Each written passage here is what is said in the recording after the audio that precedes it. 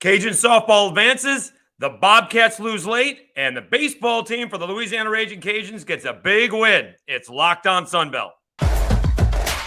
You are Locked On Sunbelt, your daily podcast on the Sunbelt Conference, part of the Locked On Podcast Network, your team every day.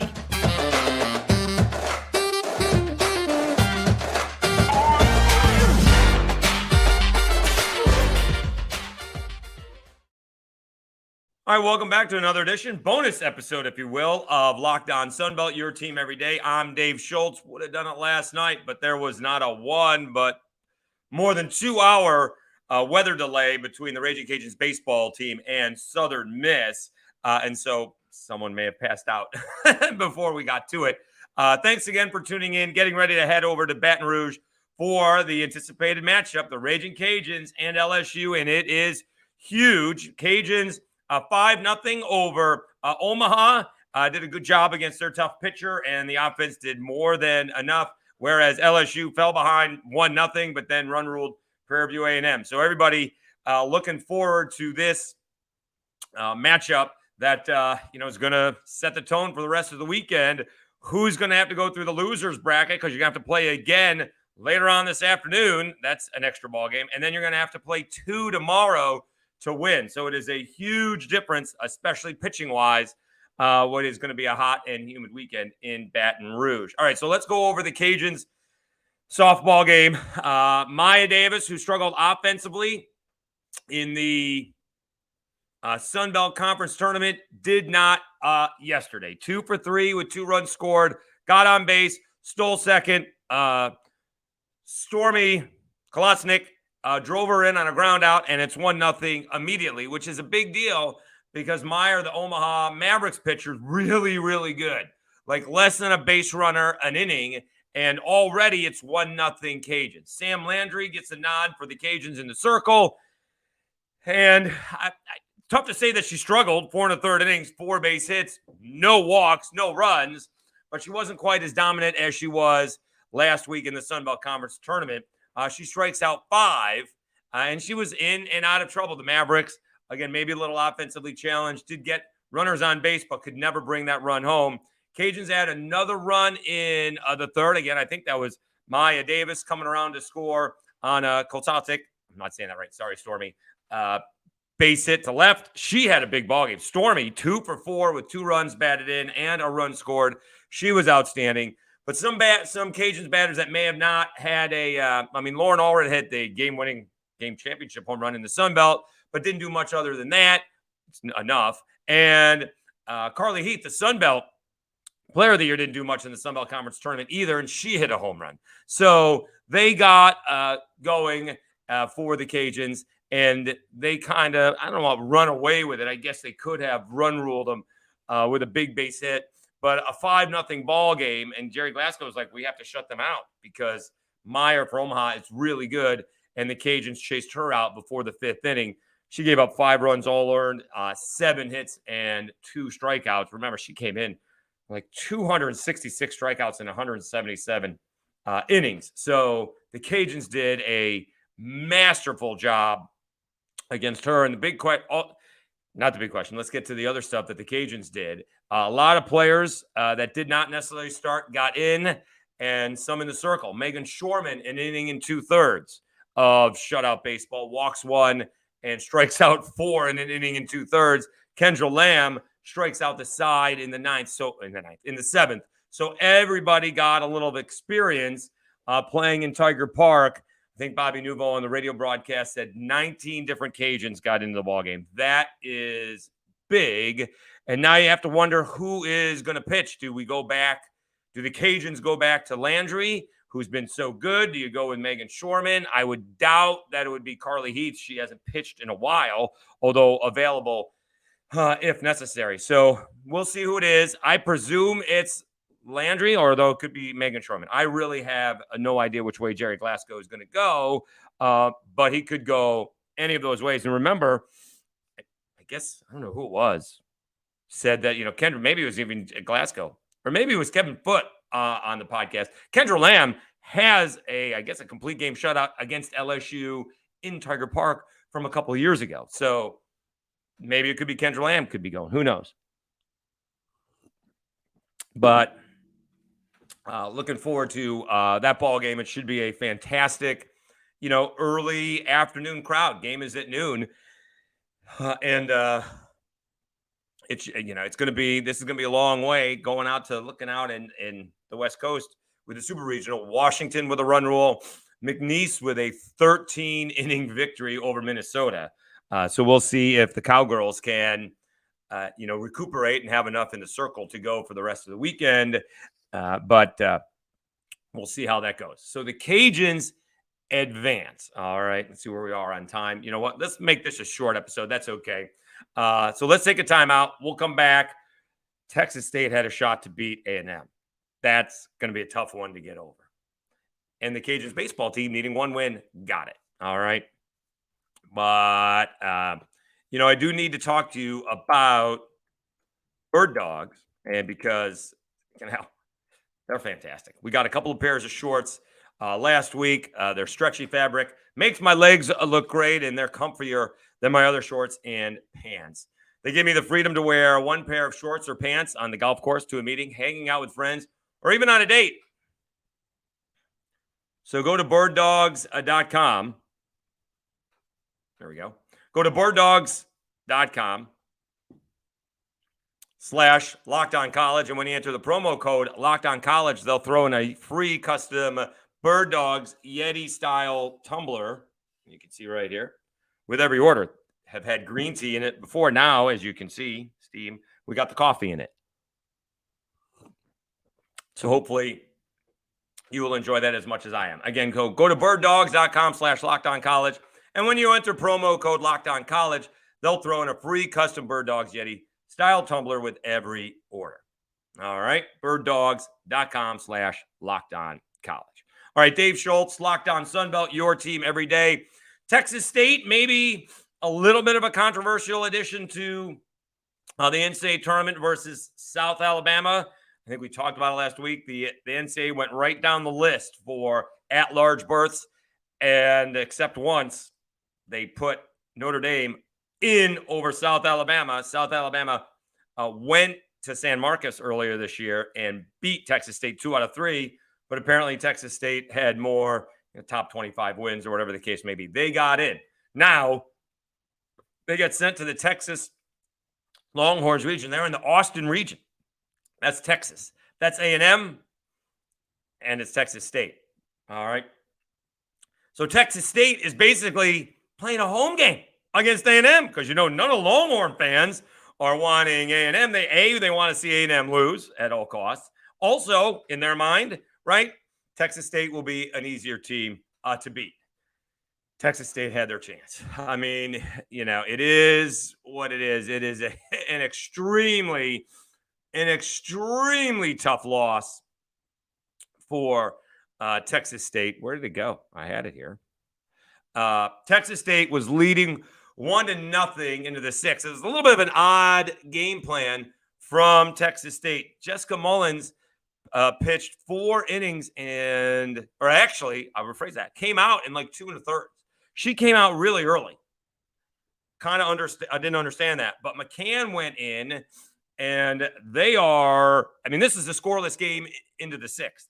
Texas State puts a run on the board in the 6th inning. They're leading 1-0, bottom of the 7th. All right. McCann, I believe, started the inning. Let me see if I got this right. Yes. Started the inning. Ayanna Coleman, she singles to right, and then we get a pinch runner for her. And then Mullins comes in.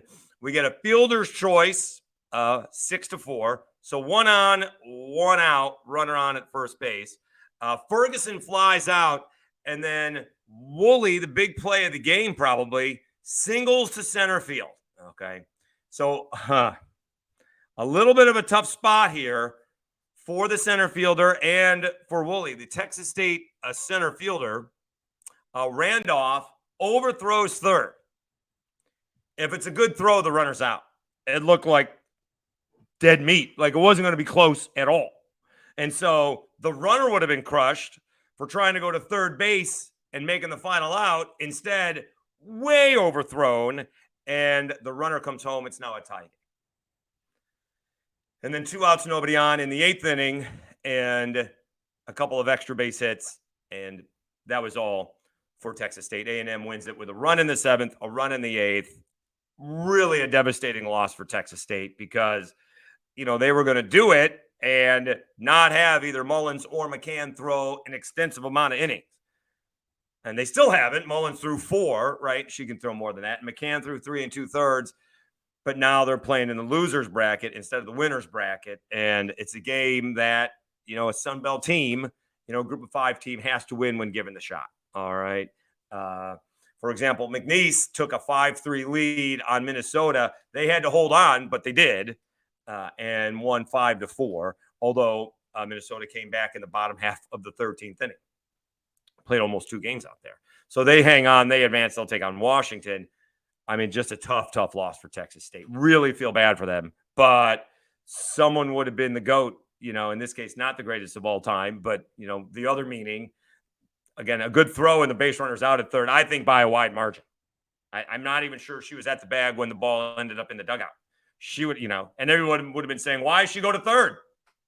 Well, turns out she going to third, forces a bad throw, brings home the tying run.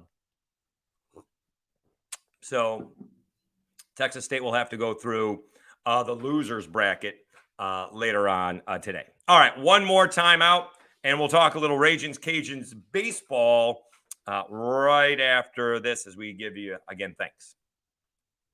All right, again, thank you so much for continuing. The Locked On Sunbelt is continuing to grow incrementally. All right, we're getting there, almost 240 subscriptions. That's outstanding. See if we can get to 250 by the end of May.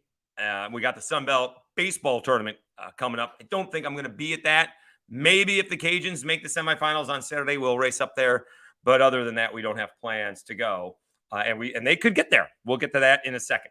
But we're growing. We'll get back to the football. We do need to find out where these teams are post-spring practice.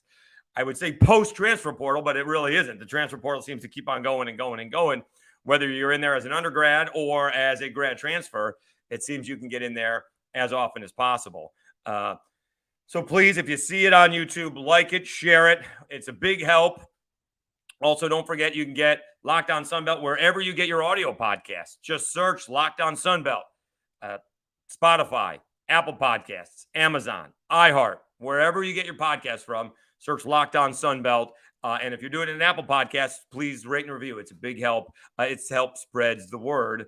And the more listeners and the more it's out there and the more views, the more it grows, and it's a big help. All right, just flat out, it's a big help. So thank you so much. Continue to support. Thanking you to continuing to support Locked On Sunbelt, your team every day. All right, Dave Schultz back. One more quick segment before we head off to Baton Rouge. Ragin' Cajuns baseball took it on the chin 4-0 on Thursday against Tanner Hall and Southern Miss. Not a big surprise. Tanner Hall is really good, although that game sounds ridiculous, but was even a little bit closer as it was just a grand slam. One swing of the bat was the difference of the ball game, and it's a 4-0 Southern Miss win. Different story on Friday night. Southern Miss actually honoring Scott Berry. It was Scott Berry night. He had, interestingly, announced his retirement earlier in the week, and Southern Miss still trying to get a number 1 seed. They're trying to win a regular season title, and for that fact of the matter, they're trying to host a regional in the baseball in the NCAAs.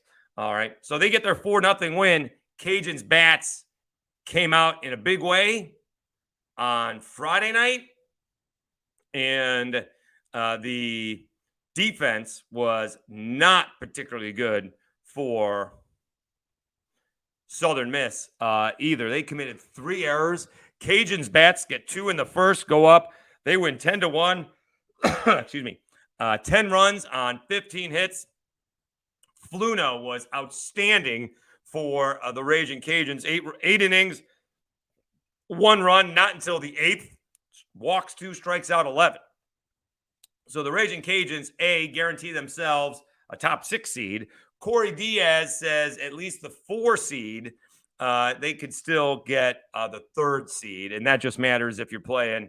Well, I guess it matters a lot. You're either playing first thing in the morning or a little bit later on in the afternoon on Wednesday. The interesting thing that Corey Diaz has indicated, interestingly enough, we had talked about moving Jackson Nezu back, not to face Tanner Hall. And, well, we didn't want to do that, or we understood why that wasn't done, because you wouldn't pitch him on Friday and then have him pitch on Wednesday. Well, Corey Diaz of the Daily Advertiser is suggesting just that. Fluno pitching on Friday may be the Cajun starter on Wednesday. Go figure. I don't know if that's the case. That's what Corey is. I don't know if he's suggesting it or reporting it. He did write it. All right. And to be honest with you, Fluno threw 101 pitches, not a ridiculous amount, very effective and efficient in 8 innings. But it would be a little funny if that were, or ironic, not a coincidence, if the reason we thought you wouldn't push Jackson Nezu back was to, give him a little bit closer to regular rest, and then you actually pitch Fluno on that kind of rest, I would feel vindicated then. That it's really all about me. I would feel vindicated that maybe that should have been considered, or that's not the reason why they didn't do it. How about that? All right. Nonetheless, the Cajuns find themselves in a really good spot. Let's quickly go over the Sun Belt standings from yesterday. Following yesterday's, a bunch of ball games because of double headers. And again, remember the 10 are in because South Alabama got eliminated on Thursday. Coastal Carolina leading Southern Miss by a half a ball game, 21-7 to 21-8. Troy and Louisiana are tied 18 and 11 each, tied for 3rd. If Troy wins, they will get 3rd place. If the Cajuns win, they will take 4th. In fact, maybe they have solidified themselves as the 4th place team because they won't have 13 losses. All right. James Madison, the best they can do with a win, they split their doubleheader. The best they can do is 16-12. They're in 5th. But you do have Texas State 16-13, Georgia State 16-13, and App State 15-13. So if App State can get to 16-13, they could end up being in the 6th spot, depending on what the others do. Georgia State's won 5 in a row. They're on fire. And Texas State actually lost a ball game to ULM. So there is something to play for because, what is it going to be? 1, 2, 3, 4, 5. 2 of these teams are going to end up playing on Tuesday instead of Wednesday. So they're going to be in danger of being eliminated on Tuesday, and they got to come up with more pitching. So it kind of feels like the NBA, right? Or maybe the NFL, who's going to be the last wild card team. In this case, who is going to avoid the single elimination on Tuesday? You do have, is James Madison? I guess James Madison could be in that mix as well if they lose, because they would be 15-13. Texas State with a win, 17-13. They're above them. Georgia State with a win, they're 17-13. They'd be above James Madison. And App State is playing. Is App State playing James Madison off the top of my head? Is that what it is?